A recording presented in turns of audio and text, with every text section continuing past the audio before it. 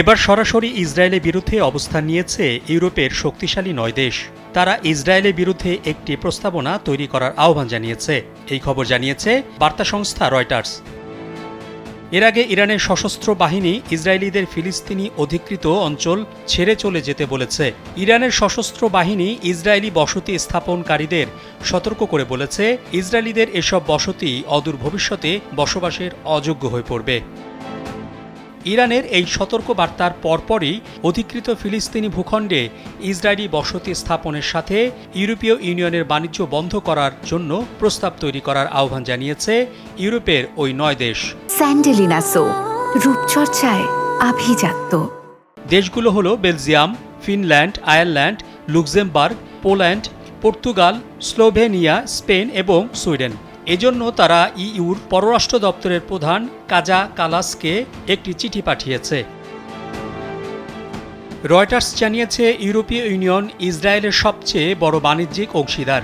Israeli পণ্যের প্রায় 1/3 ইউরোপের বাজারেই যায়। গেল বছর ইইউর সঙ্গে ইসরায়েলের পণ্য বাণিজ্য ছিল 42.6 বিলিয়ন ইউরো। তবে এই বাণিজ্যের কতটা বসতি স্থাপনের সাথে জড়িত তা স্পষ্ট নয়।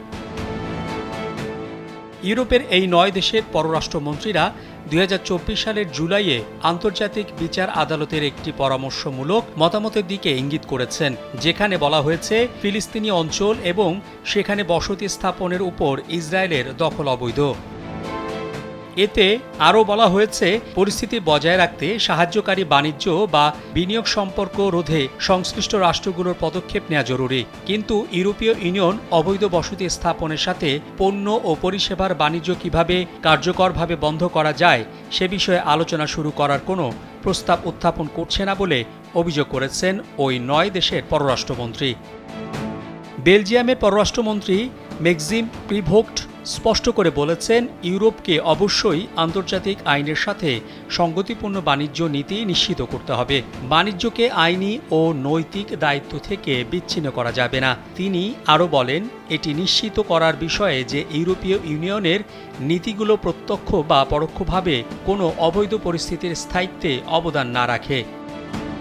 তবে এ বিষয়ে ইউরোপীয় ইউনিয়নে নিযুক্ত ইসরায়েলের কূটনৈতিক মিশন তাৎক্ষণিকভাবে কোনো মন্তব্য করতে রাজি হয়নি বলে জানিয়েছে রয়টার্স। মোহাম্মদ শাহাবুদ্দিন মাহতাব, কালবেলা।